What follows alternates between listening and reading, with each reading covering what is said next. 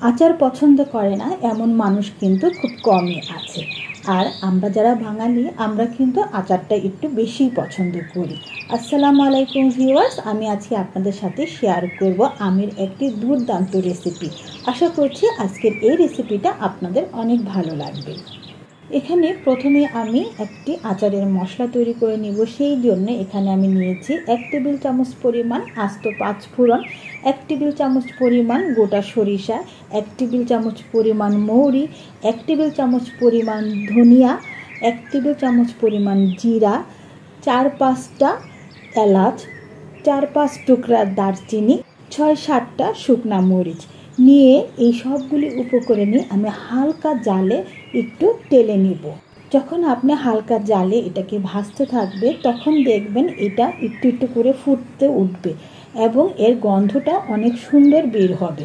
তখন বন্ধ করে এই সবগুলি উপকরণে ঠান্ডা করে নেব। ঠান্ডা করে ব্লেন্ডারে গুঁড়া করে নেব। এই যে আমি এখানে ব্লেন্ডারে গুঁড়া করে নিয়ে এসেছি। আপনারা ইচ্ছে করলে এটাকে পাটাতেও গুঁড়া করে নিতে পারেন। এখানে আমি 1 কেজি আম নিয়েছি। এখন একটি আম নিয়েছি, সেখানে আমি আমটাকে ভালোভাবে একটি পিলারের সাহায্যে ছালটা ছাড়িয়ে নেব। এইভাবে সবগুলি আমেরই আমি ছাল ছেড়ে নেব। এখন একটি গ্রেটার নিয়েছি, এই গ্রেটারের সাহায্যে আমগুলিকে আমি গ্রেট করে নেব। এরকমভাবে সবগুলি আমকে আমি গ্রেট করে নেব। চুলায় একটি কড়াই দিয়েছি, সেখানে আমি 1/4 কাপ পরিমাণ সরিষার তেল দিয়ে নিলাম। তেলটা যখন ফুটে উঠবে তখন সেই গ্রেট করা আমগুলি দিয়ে দিব। দিয়ে 1 মিনিটের মতন হালকা করে নেড়ে চেড়ে দিব। এখন এখানে দিয়ে দিব 1/2 কেজির মতন গুড়।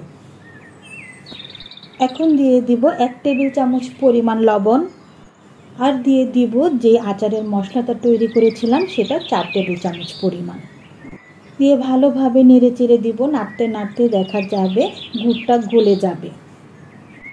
এই যে গুড়টা গলে গিয়েছে, এরকমভাবে গলে যাবে। তারপর এখানে দিয়ে দিব 1 চা চামচ পরিমাণ মরিচের গুঁড়া। দিয়ে ভালোভাবে আমি এই মরিচের গুঁড়াটাকেও মিশিয়ে নেব। মিশাতে মিশাতে দেখবেন এটা আস্তে আস্তে করে ঘন হয়ে যাবে। এই যে এরকমভাবে আস্তে আস্তে করে কিন্তু এই জিনিসটা ঘন হয়ে আসছে। এই মিশ্রণটা দেখবেন অনেকটাই ঘন হয়ে আসবে, একদম যে আমি কড়াইটা দিয়েছি সেটা থেকে উঠে উঠে আসবে। এই যে একদম ঘন হয়ে গেছে। এখন এটাকে ঠান্ডা করার জন্য রেখে দিব। এই তো ঠান্ডা হওয়ার পরে এটা এরকম হয়ে যাবে। হাতে একটু চাট মশলা নিয়ে নিলাম, নিয়ে ভালোভাবে মিশিয়ে এখন এখানে মিশ্রণটা নিয়ে নিলাম।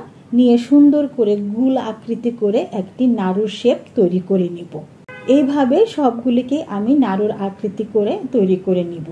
দেখতেই তো পাচ্ছেন সুন্দর একটি মজার আচার কিন্তু তৈরি করে ফেললাম। আমি আপনাদের সাথে আজকে শেয়ার করলাম আমের নাড়ু আচার। এটা খেতে যেরকম মজা, দেখতেও কিন্তু খুব সুন্দর। আমি আপনাদেরকে ভিতরটা দেখিয়ে দিচ্ছি কেমন হয়েছে। এই যে দেখুন, ভিতরটা কিন্তু খুবই মসৃণ হয়েছে। আশা করি আজকের এই রেসিপিটা আপনাদের অনেক ভালো লাগবে। যদি ভালো লাগে তাহলে আপনারা অবশ্যই আপনাদের ফ্যামিলি মেম্বারের সাথে শেয়ার করবেন। সবাই সুস্থ থাকবেন, সবাই ভালো থাকবেন। আল্লাহ হাফেজ।